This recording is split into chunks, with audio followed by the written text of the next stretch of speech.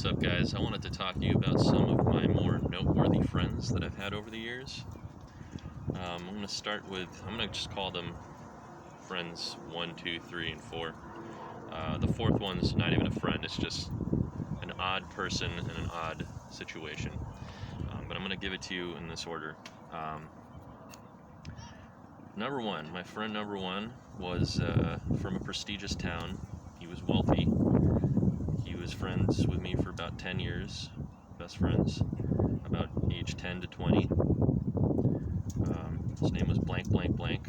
I called him blank. Everybody did. I'm going to omit all the names, like I always do. He was from a prestigious family, and he went to a prestigious school.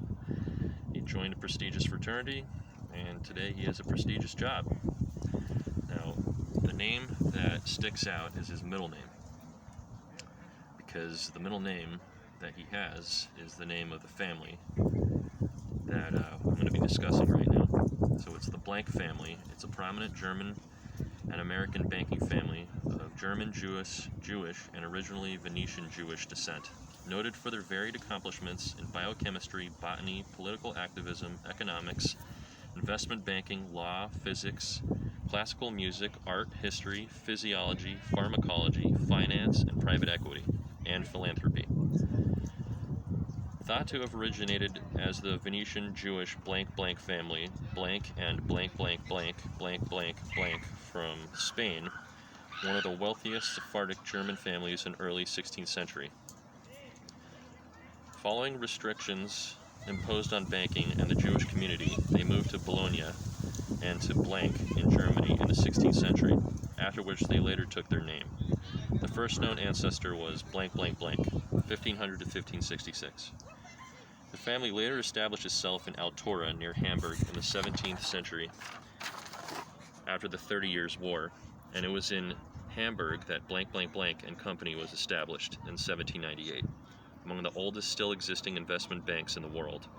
Other banks created by the members of the family include blank blank blank and company, blank blank and blank blank blank and company, renamed blank blank blank blank in 1995.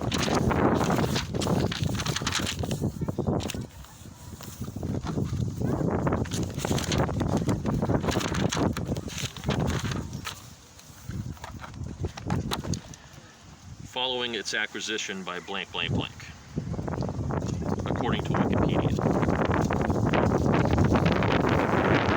He was highly intelligent. His brother was the class valedictorian. He always had a kind of lack of emotion to him. I remember one time, because he owned a boa constrictor, he made me watch it kill and eat a cute little mouse. This always bothered me. His father loved to hunt. He showed his daughter how to gut a deer before she was 7 years old. I remember he used to keep strange dead animals in his refrigerator. Whenever they would die, whenever they had a pet that would die, they would just refrigerate it to keep it preserved. He was very eccentric, and I remember on one occasion he dropped the cannibal bomb. He made a statement in front of both of his sons and myself that he didn't see any problem with eating human flesh. Think of it what you will. I moved 3,000 miles away as a freedom fighter, and he lives within an hour of me. To this day, he flies private jets. That's friend number one. Friend number two, we'll call him blank blank. He grew up living in another mansion, a historical mansion. He comes from a big pharma family. His father is a trauma surgeon, his mother is a nurse, his grandfather is a medical malpractice attorney. This guy actually pulled me into the corporate world and lured me away from the arts. This guy was my best friend, again. He, instead of going into the medical field, became a sales telecommunications prodigy. He majored in biochemistry because he said it was the hardest major, and I knew about him that he couldn't stomach blood, so it was a viable future. things he said to me was, the future is there for those who plan for it. This is the guy who was asleep downstairs during the time that I saw the green vapor trail classic UFO beam ship on the roof with the two other people. It was just strange that that's where he was when this happened. His official position on the matter is that they're time travelers. They're us from the future. According to his LinkedIn, he's a member of Mensa, which means he must have an IQ of at least 140. We had a falling out, and I remember before that, I told him a list of my pet peeves, and he exploited that, which I did not appreciate. Yeah, there was a vandalism scandal that occurred, so I severed a 10-year friendship where we were best friends from age 17 to 27 years old. Currently, he lives within an hour distance from me. He also moved 3,000 miles away. If you guys are not familiar with Mensa, it's the largest and oldest high IQ society in the world. It's a non-profit organization. People who score at the 98th percentile or higher on standardized supervised IQ or other approved intelligence tests. Honestly, he might not be human.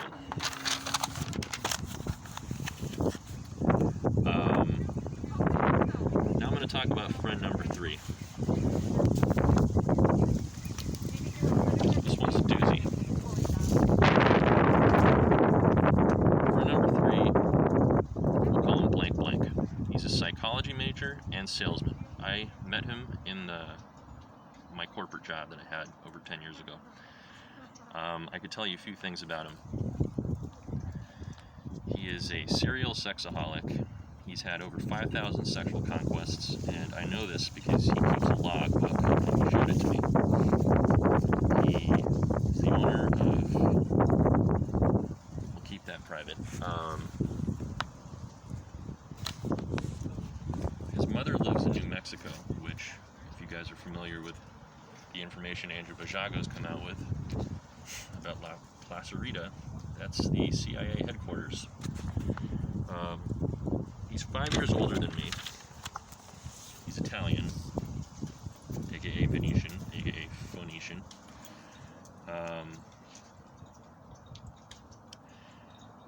One time we went to a picnic, and there was a psychic there, and he ended up getting the devil card, which I found strange. He's got a cobra sword in his house, just like the one Lucius Malfoy has in the Harry Potter franchise. Keeps it in the corner. One time we were going to Vegas, and he strong-armed me for money, which I found to be strange. He recently painted his condo red, indicating to me that it's his favorite color. He is a fan of the TV show Lucifer, explaining to me that public perception about Lucifer Morningstar is incorrect, and that he believes him to be a good person, a fallen angel, and what we understand to be God is not necessarily the good guy. Whenever I talk to him about theories, he perfectly recites consciousness rhetoric to me as if it's learned or trained. I don't know if he genuinely feels that way or not, or if he's just trying to blend in. He's always very publicly talking about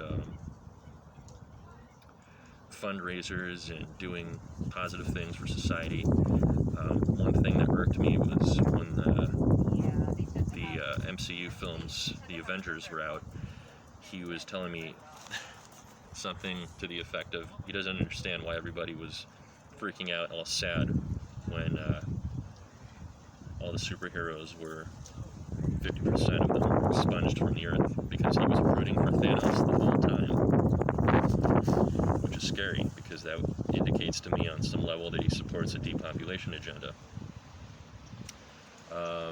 He didn't always have these things, but currently, within the last 2 years, he purchased over 30 large crystals, including a miniature crystal skull. I know that he has Akashic records read, and they indicated to him that he was a Roman general. He told me that he had a female friend who identified as a reptilian hybrid, and I would like to meet her and see exactly what that's all about.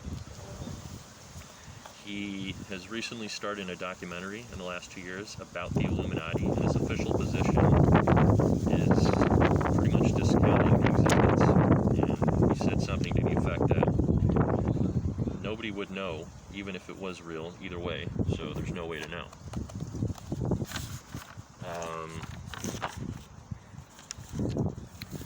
When I went over to his house, there was a book about UFOs on the table, and I'm not sure if he was reading it or if it was there just to bait people into conversation to see what they know.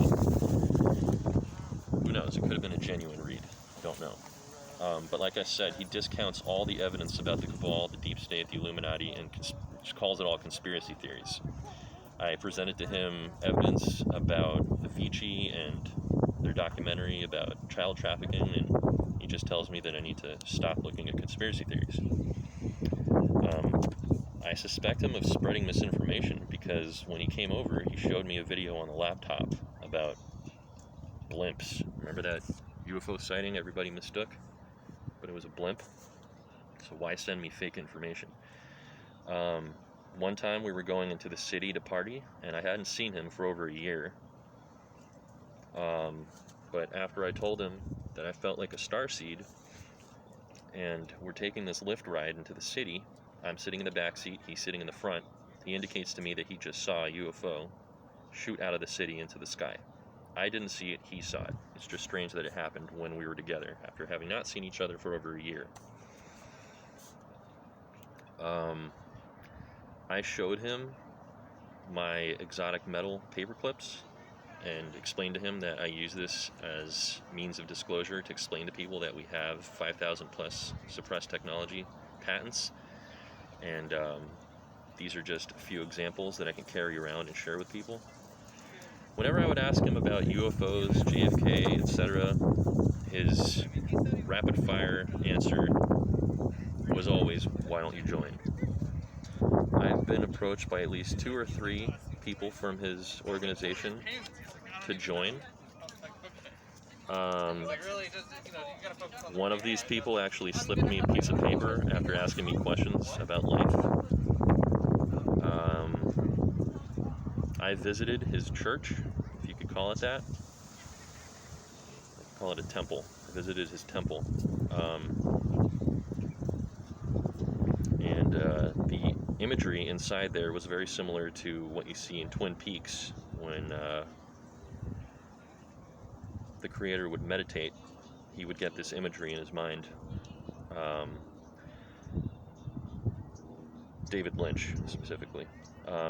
When I said the password of their organization, I was almost kicked in the face by another member of his organization.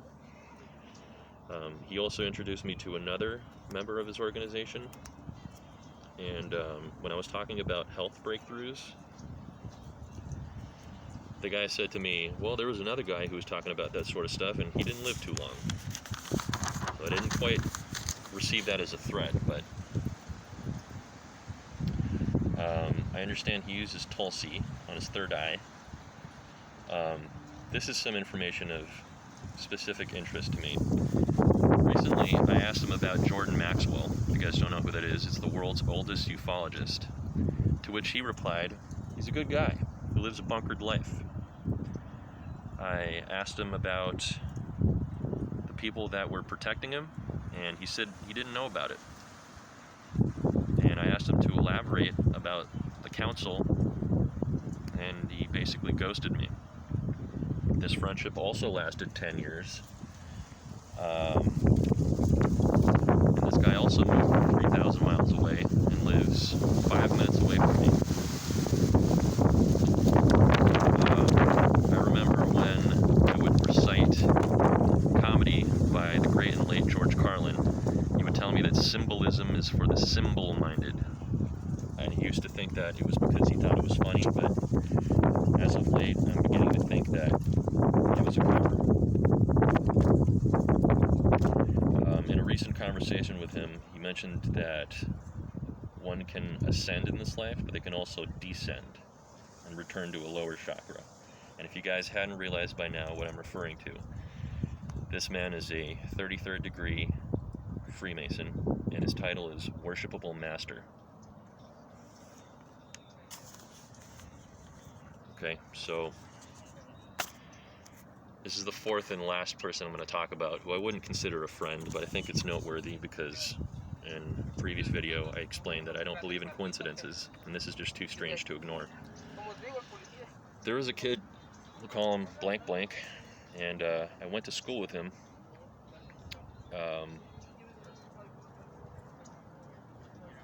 When I was age 6. I moved, and he moved as well. He moved to England, he moved to Japan, and he ended up in the same 8th grade class as me at 14 years old, in a completely different town. I remember that he always had a strange bald spot on the top of his head, couldn't grow hair on it, and he relayed to me that he didn't speak until he was 7 years old. This kid is highly intelligent. He was in all honors classes, he got straight A's, and today he works for Google. Evil empire of Google. He too moved 3,000 miles away and lives in the same state that I do. So, with friends like these,